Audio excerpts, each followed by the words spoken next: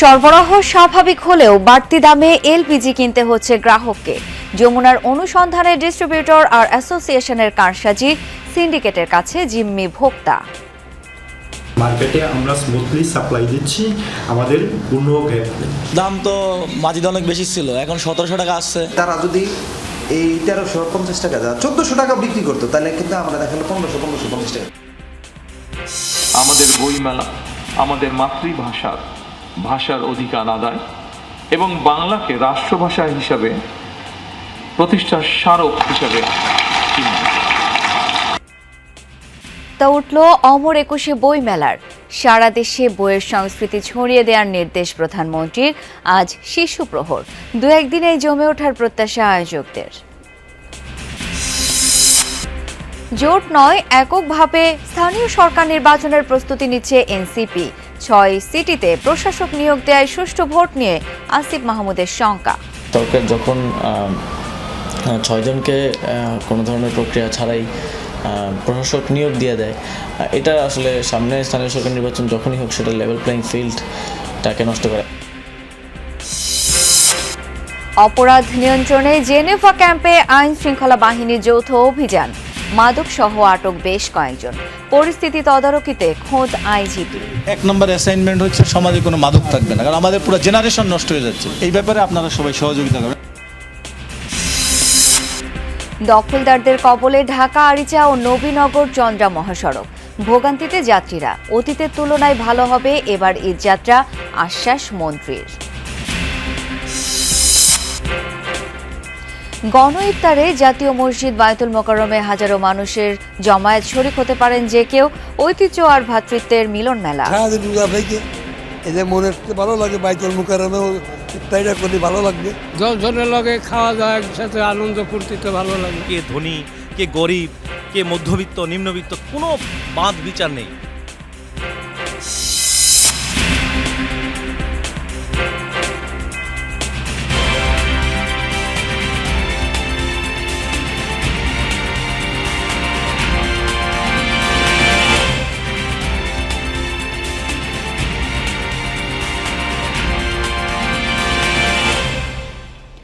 আমন্ত্রণ যমুনা নিউজে, আপনাদের সাথে আছি আমি শাওন দত্ত।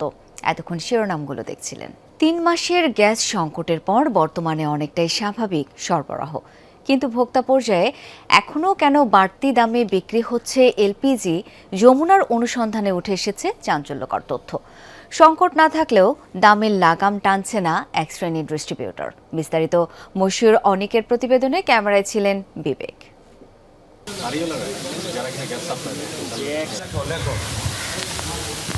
প্রায় 3 মাস এলসি জটিলতা আর আমদানি ব্যাহত হওয়ার কারণে দেশে তৈরি হয় এলপিজি সংকট। তবে বর্তমানে বদলেছে পরিস্থিতি, বাজারে সংকট নেই এলপি গ্যাসের। দেশে সরাসরি গ্যাস আমদানি করা প্রতিষ্ঠান বিএম এনার্জি লিমিটেডের ব্যবস্থাপক নিশ্চিত করেন পর্যাপ্ত এলপি গ্যাস আমদানি ও সরবরাহ করা হচ্ছে। এমনকি কোম্পানি পর্যায়ে 12 কেজির সিলিন্ডার বিক্রি হচ্ছে সরকার নির্ধারিত 1358 টাকায়। মার্কেটে আমরা স্মুথলি সাপ্লাই দিচ্ছি, আমাদের কোনো গ্যাপ নেই। ওভারঅল সিনারিও দেখি, তবে জানুয়ারি টু ফেব্রুয়ারি কম্পারিজন করি, জানুয়ারি থেকে মোর দেন বেটার ফেব্রুয়ারি। তবে আমদানিকারকদের কথার সাথে আকাশ পাতাল তফাৎ মাঠ পর্যায়ে। সরবরাহ স্বাভাবিক থাকলেও বাজারে দাম এখনো স্বাভাবিকের তুলনায় অনেক বেশি। 1800 টাকা গ্যাস, 1800 টাকা দাম তো মাঝে অনেক বেশি ছিল, এখন 1700 টাকা আসছে। খোঁজ নিয়ে জানা যায় কোম্পানি ডিস্ট্রিবিউটররা ডিস্ট্রিবিউটরদের থেকে 1358 টাকায় কিনে বিক্রি করছেন 1500 বা তার বেশি দামে। বাড়তি মুনাফার ঝক্কি পোহাচ্ছেন ভোক্তারা। লোকাল ডিস্ট্রিবিউটরদের বক্তব্য, তারা বাড়তি দামে কেনায় অতিরিক্ত দামে বিক্রি করতে বাধ্য হচ্ছেন, যার পেছনের মূল কারিগর কোম্পানি ডিস্ট্রিবিউটররা।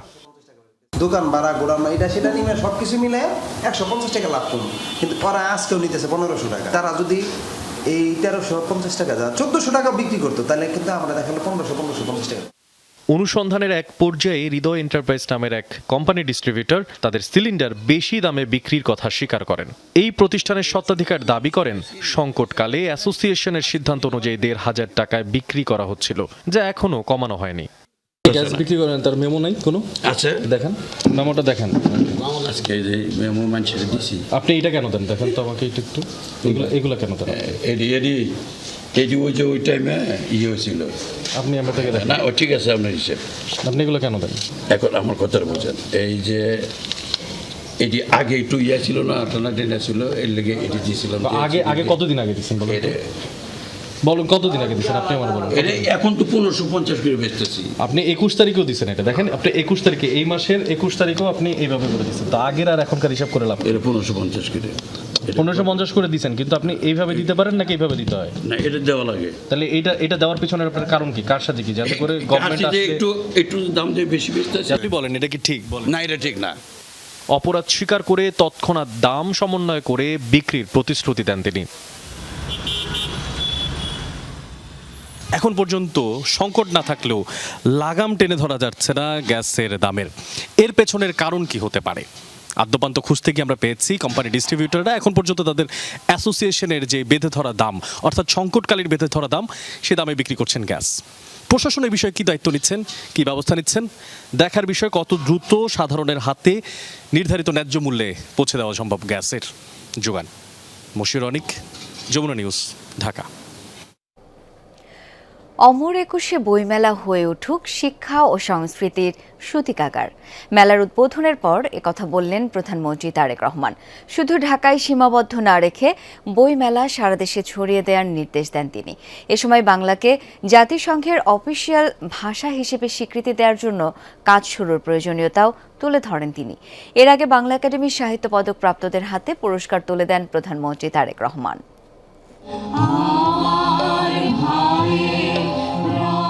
নানা নাটকীয়তার পর অবশেষে শুরু হলো বাঙালির প্রাণের মেলা, অমর একুশে বই মেলা।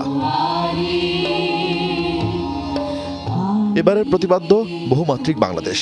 1978 সাল থেকে ফেব্রুয়ারির প্রথম দিনেই বাংলা একাডেমির আয়োজনে শুরু হয় বই মেলা, কিন্তু এবার নির্বাচনের কারণে সেই ধারাবাহিকতায় ছেদ পড়ে। প্রধানমন্ত্রী তারেক রহমান উদ্বোধন করেন এবারের বই মেলা, বলেন অমর একুশে বইমেলা বাংলাকে রাষ্ট্রভাষা হিসেবে প্রতিষ্ঠার স্মারক। তবে ইন্টারনেটের আসক্তি তরুণ প্রজন্মকে করে তুলেছে বই বিমুখ। বইমেলা শুধু একটি নির্দিষ্ট মাসে বাংলা একাডেমি প্রাঙ্গণ ও সরোদ্দি উদ্যানে সীমাবদ্ধ না রেখে বরং সারা বছর দেশের সব বিভাগ, জেলা ও উপজেলায় আয়োজিত করা যেতে পারে।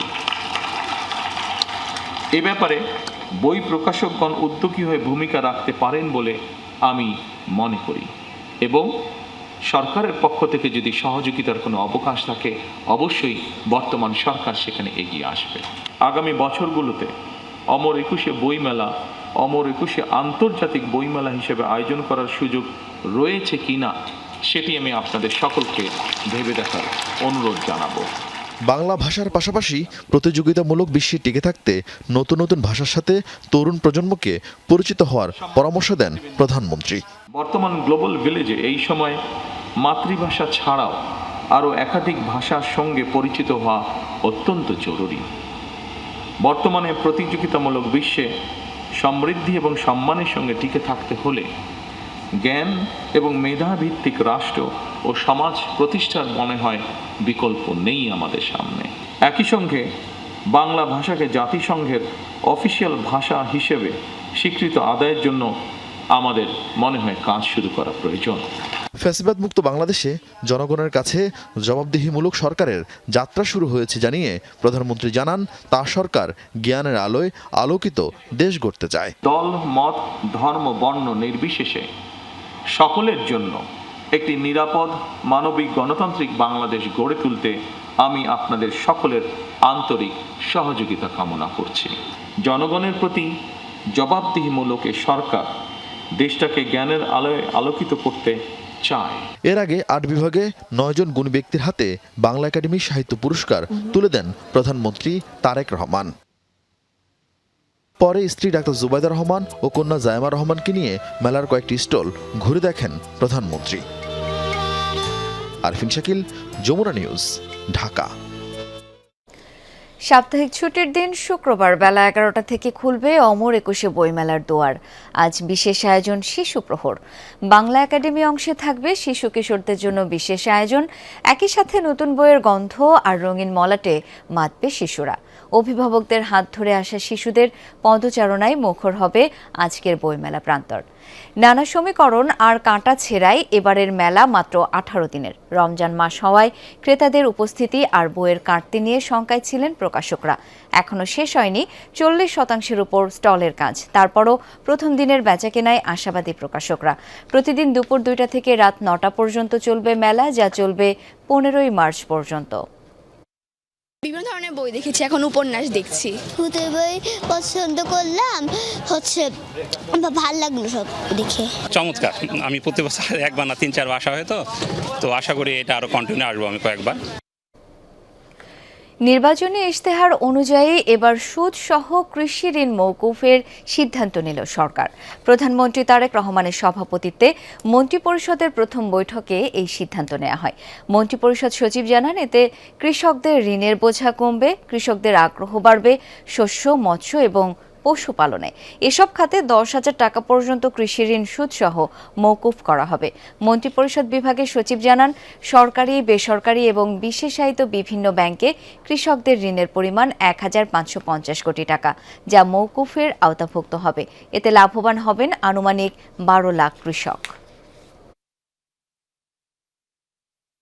শস্য, ফসল, মৎস্য ও পশুপালন খাতে 10,000 টাকা পর্যন্ত কৃষি ঋণ সুদ সহ মওকুফের সিদ্ধান্ত গ্রহণ করেছে।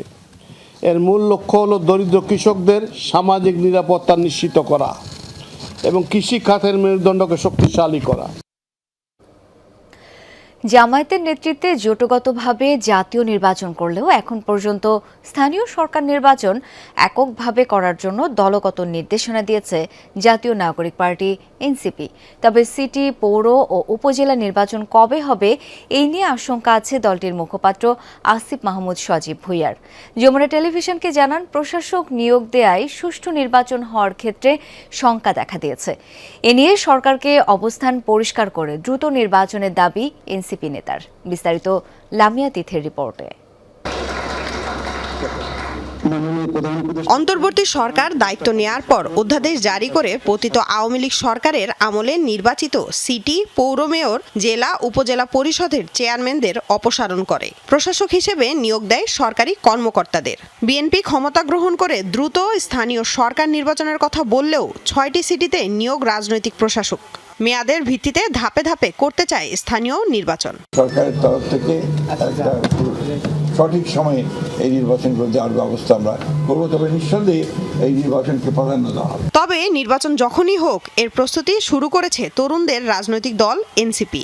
যে স্থানীয় সরকার, যে আমাদের নির্বাচন পরিচালনা যে কমিটি, দলের মুখপাত্র ও সাবেক এলজিআরডি উপদেষ্টা আসিফ মাহমুদ সজীব ভুঁইয়া বলেন, সারা দেশে এককভাবে নির্বাচনের প্রস্তুতি নেয়ার নির্দেশনা দেয়া হয়েছে। এখন পর্যন্ত এককভাবে নির্বাচন অংশগ্রহণ করার প্রস্তুতি নিচ্ছি। আমাদের একটা নির্বাচন এবং আমরা এককভাবে প্রস্তুতি নিচ্ছি সারা দেশে। আমরা আমাদের নেতাকর্মীদেরকে আমাদের দলীয় চ্যানেলে নির্দেশনা দিয়েছি যে স্থানীয় সরকার নির্বাচনের জন্য প্রস্তুতি নেওয়ার জন্য। দ্রুত স্থানীয় সরকার নির্বাচন চায় এনসিপি। এ নিয়ে সরকারের অবস্থান স্পষ্ট করার আহ্বান জানিয়েছেন এনসিপির মুখপাত্র। স্থানীয় সরকার নির্বাচনের বিষয়টা নিয়ে এক ধরনের ধোঁয়াশা রয়েছে।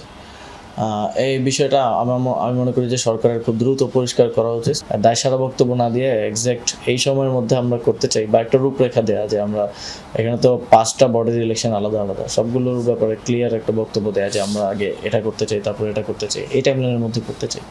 তো এটা আমরা আশা করব যে সরকার এটা ক্লিয়ার করবে। সাবেক এই স্থানীয় সরকার উপদেষ্টার অভিযোগ, 6 সিটিতে প্রশাসক নিয়োগ দেওয়ার মাধ্যমে নির্বাচনের লেভেল প্লেইং ফিল্ড নষ্ট করা হচ্ছে। একে নির্বাচন পেছানোর চেষ্টা হিসেবেও দেখছে এনসিপি।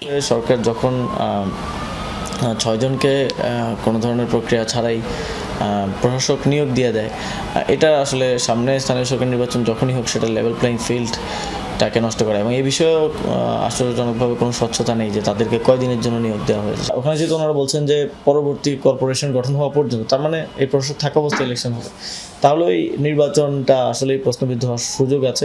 সকল পর্যায়ে প্রশাসক দিলে এটা এক ধরনের রাজনৈতিক দূরভিসন্ধি বলে আমরা মনে করি। উপজেলা জেলা পরিষদের প্রশাসক, তাহলে তো আর আমরা এক ধরনের শঙ্কা তৈরি হয় যে আসলে কি নির্বাচন দেওয়ার কোনো সদিচ্ছা আছে কিনা।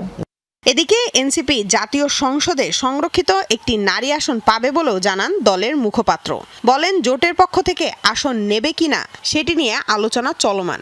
একটি নারী আসন ইতিমধ্যে এনসিপির যেই 6টি আসন তার অনুপাতে পাচ্ছে, জোটের পক্ষ থেকে এনসিপি পাবে কিনা নেবে কিনা সে বিষয়ে এখন আলোচনা চলমান আছে। লামিয়া তিথি, যমুনা নিউজ, ঢাকা। সংসদের প্রথম অধিবেশনে রাষ্ট্রপতির অভিশংসনের প্রস্তাব উত্থাপনের ব্যাপারে ইতিবাচক 11 দলীয় জোট, এমনটাই জানিয়েছেন জাতীয় নাগরিক পার্টি এনসিপির জ্যেষ্ঠ যুগ্ম আহ্বায়ক আরিফুল ইসলাম আদিব।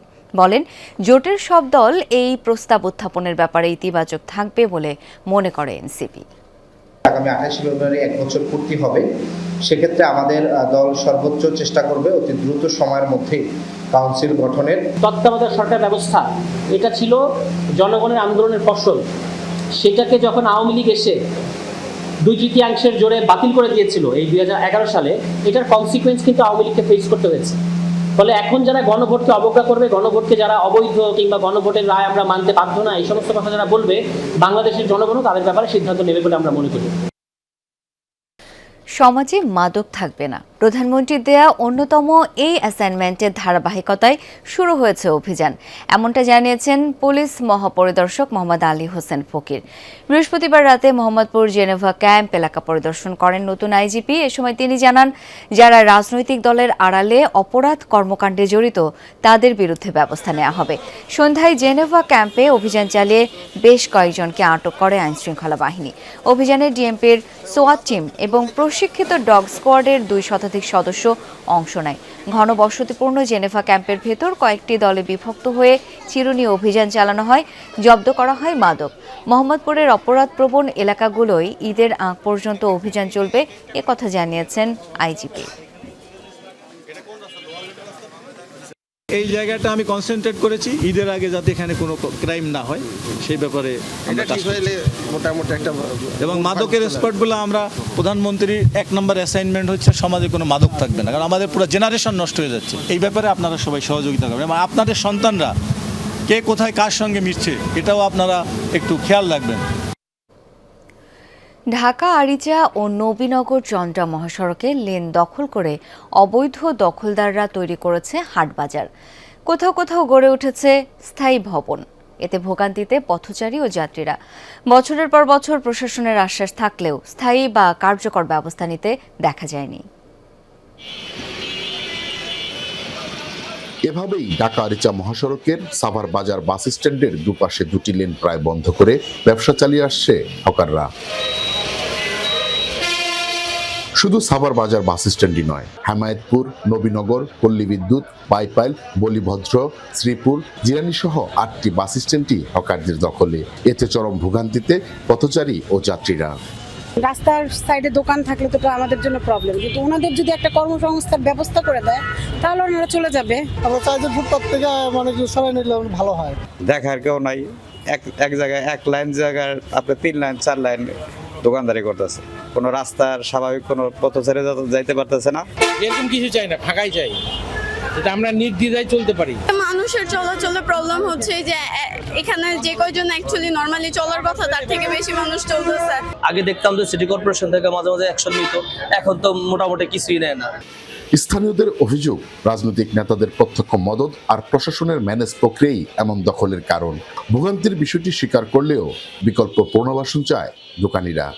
আমাদেরকে যদি বিকল্প কোনো ব্যবস্থা বা কোনো জায়গায় যদি কোনো মার্কেট করে দেয় বা কোনো বসার স্থান করে দেয়, তাইলে তো আমরা ওইখানে যাই দোকানদারি করব। আমরা তো গরিব মানুষ, মনে করেন আমরা তো একটা করে খাইতে হইব, এখন তো না যেন আমরা সমস্যা করে দোকানপাট করতে পারি।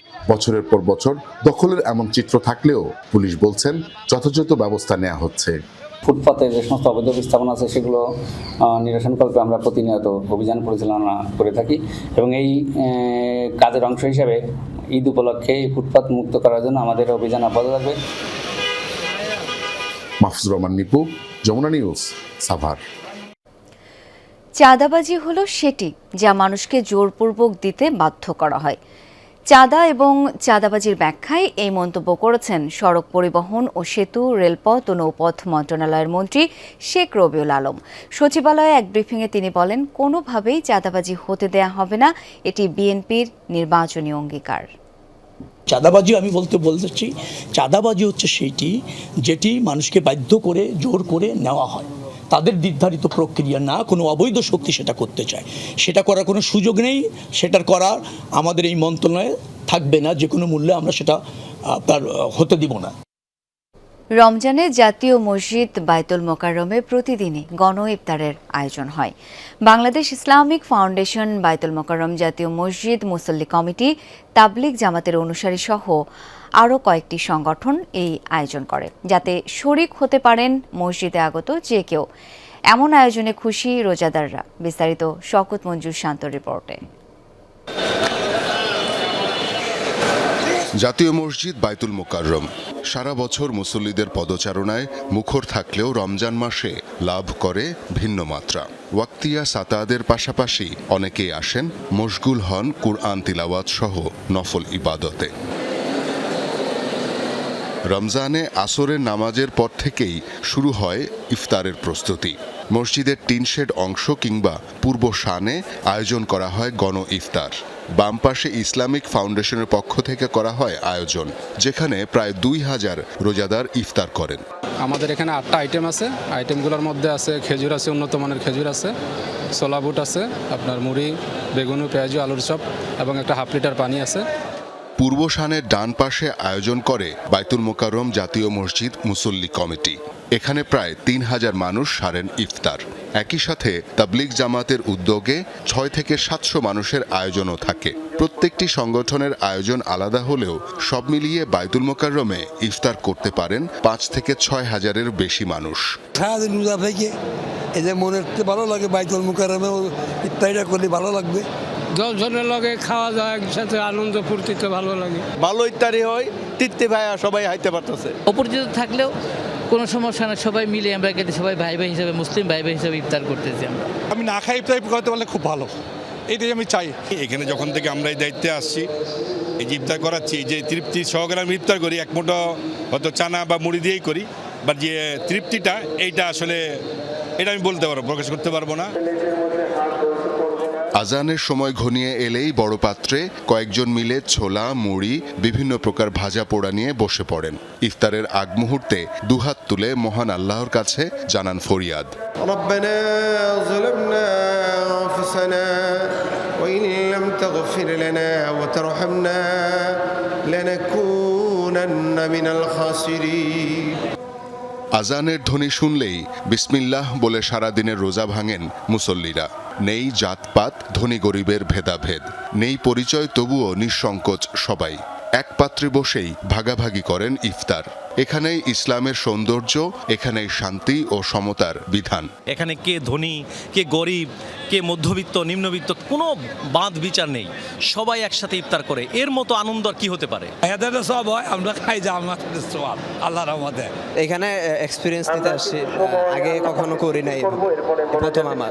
বড় ভাইরা বললো যে ওই জায়গায় যাই হোক ইফতার, তাই আর কি এই জায়গায় বসছি আমরা আসছি আজকে। এখানে সুন্নতটাকে পুরোপুরি পালন করি, তারপর আমার সাথে আমাদের সাথে পড়ি। বিশাল একটা ব্যাপার, বিশাল ব্যাপার। সবাই জানে যে এখানে সবাই মেহমান, আসলেই এখানে ইফতার করা যাবে এবং সবাই আপন হিসেবে সবাইকে সবাই গ্রহণ করে নিচ্ছে। এটাই ইসলামের বিউটি, এটাই ইসলামের সৌন্দর্য, এবং এর মাধ্যমেই যে ইসলামের যে পারস্পরিক ভ্রাতৃত্ব, বন্ধুত্ব, ভালোবাসার যে বিষয়টা সেটা গড়ে উঠবে। পরিপূর্ণ তৃপ্তি নিয়ে খাবার গ্রহণের পর সম্পন্ন করেন ইফতার। সন্তুষ্ট চিত্তে ইফতার শেষে চলে মাগরিবের নামাজের প্রস্তুতি।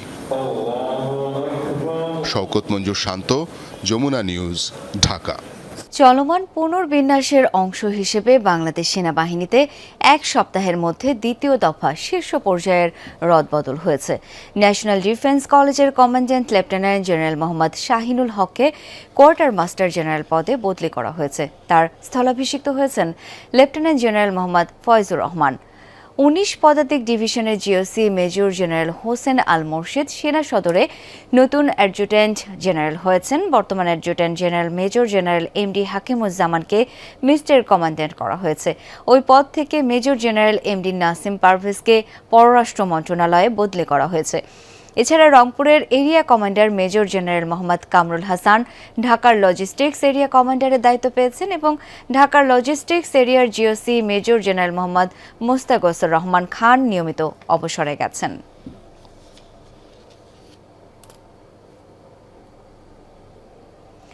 ঢাকা মেট্রোপলিটন পুলিশের ভারপ্রাপ্ত কমিশনার হিসেবে দায়িত্ব পেয়েছেন অতিরিক্ত পুলিশ কমিশনার মোহাম্মদ সরওয়ার। বৃহস্পতিবার অ্যাডিশনাল ডিআইজি শামিমা ইয়াসমিন খন্দকার স্বাক্ষরিত এক প্রজ্ঞাপনে এই তথ্য জানানো হয়েছে। এর আগে ব্যক্তিগত ও পারিবারিক কারণ দেখিয়ে পদত্যাগপত্র জমা দেন ঢাকা মহানগর পুলিশের কমিশনার শেখ মোহাম্মদ সাজ্জাদ আলী।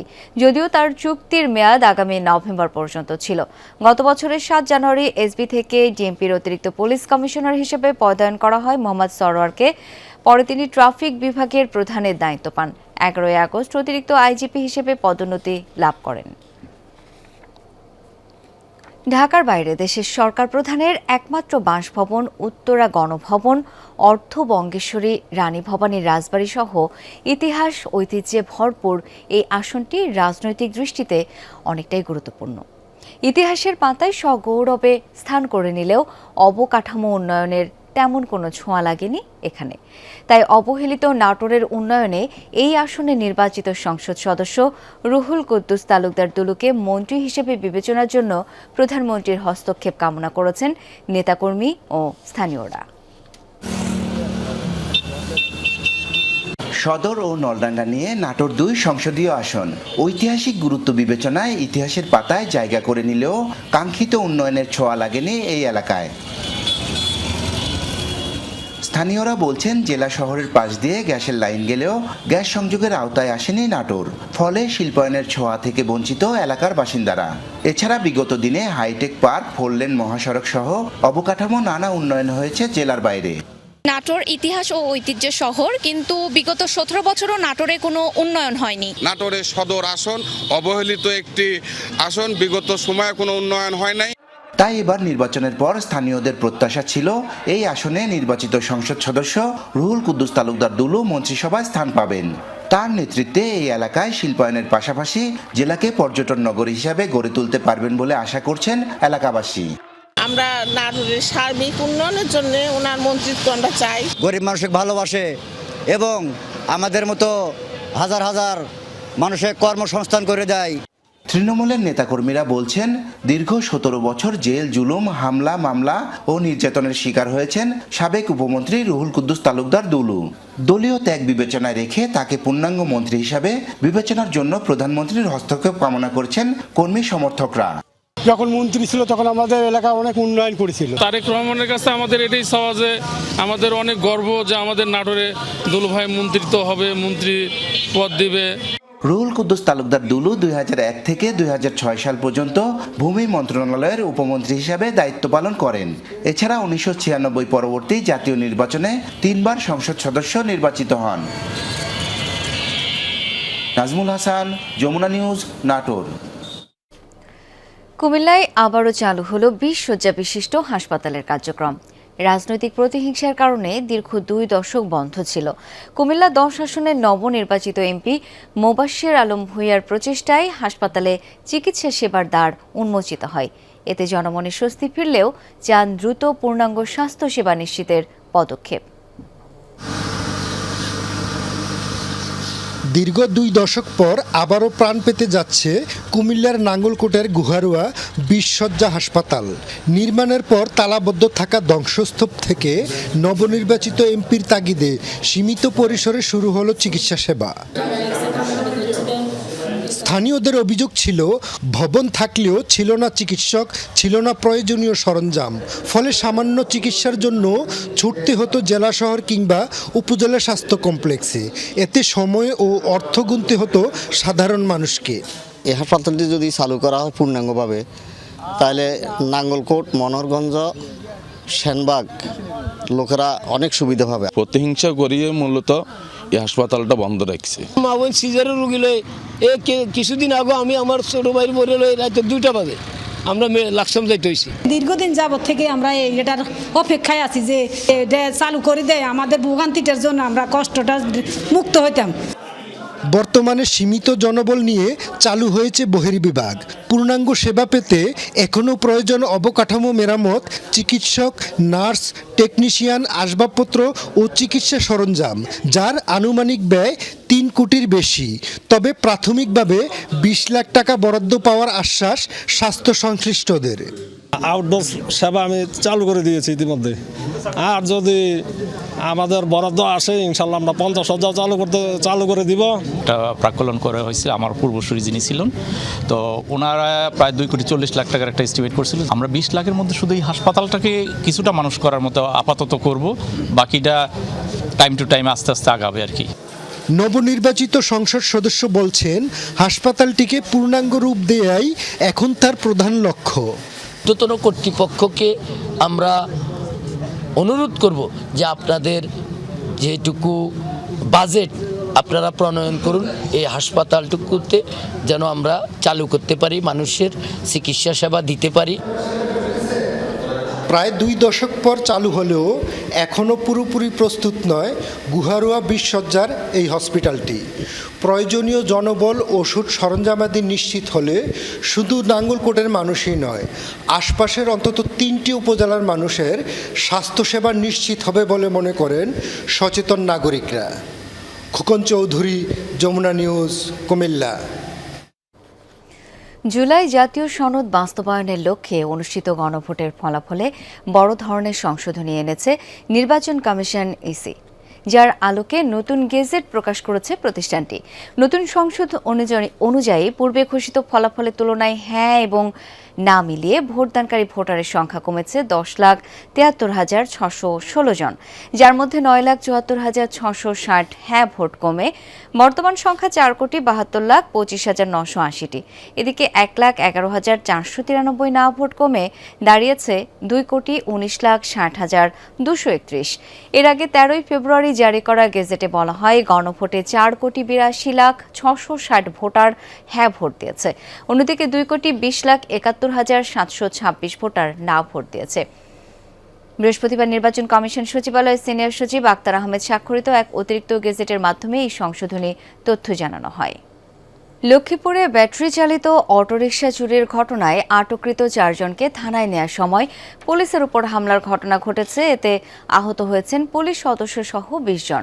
বৃহস্পতিবার সন্ধ্যায় রায়পুর উপজেলার সোনাপুর ইউনিয়নে এই ঘটনা ঘটে। পুলিশ জানায়, ইফতারের সময় নিজ অটোরিকশা রাস্তায় রেখে বাড়িতে যায় স্থানীয় শাহ আলম। ফিরে এসে অটোরিকশা না পেয়ে তিনি খোঁজাখুঁজি করেন।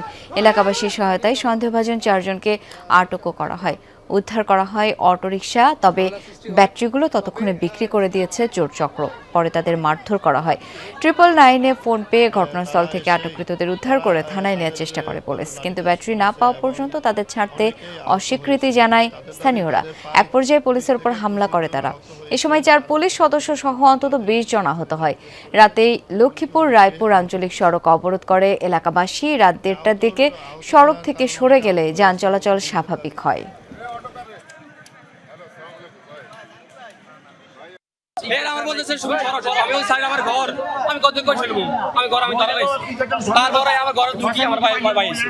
নিয়েছে আমাদের যে এখন যে সরকারি পুলিশ সুপার তার নেতৃত্বে অতিরিক্ত ফোর্স তারা নিয়েছে স্পটে গিয়ে ভেরিফিকেশন শুরু দিয়েছে এবং সম্পূর্ণ আছে। ধীরে ধীরে জমে উঠছে চট্টগ্রামের ঈদ বাজার। ক্রেতাদের পদচারণায় মুখর সব মার্কেট, বিশেষ করে নারীদের পোশাকের দোকানে বেচাকেনা জমজমাট। বাহারি ডিজাইনের সব পোশাকের সম্ভার নিয়ে বসেছেন বিক্রেতারা। রমজানের শুরু থেকেই ভালো বেচাকেনায় তারা খুশি।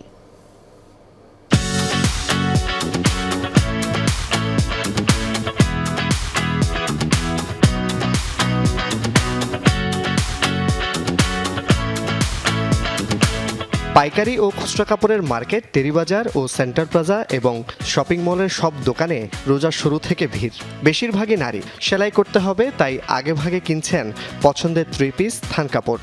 আর ইউনিকের মধ্যে ইন্ডিয়ান অ্যান্ড পাকিস্তান ওয়্যার ওগুলো ম্যান্ডেটরি থাকে প্রত্যেক ঈদেই।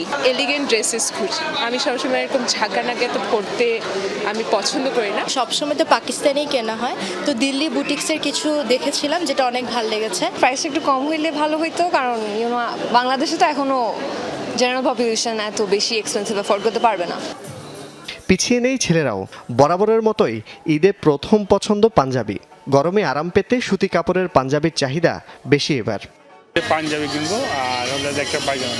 এখনো কেনা হয় নাই, বাচ্চাদেরকে নিয়ে আসলাম। দামে একটু বেশি, যেহেতু বাজারের অবস্থা খারাপ।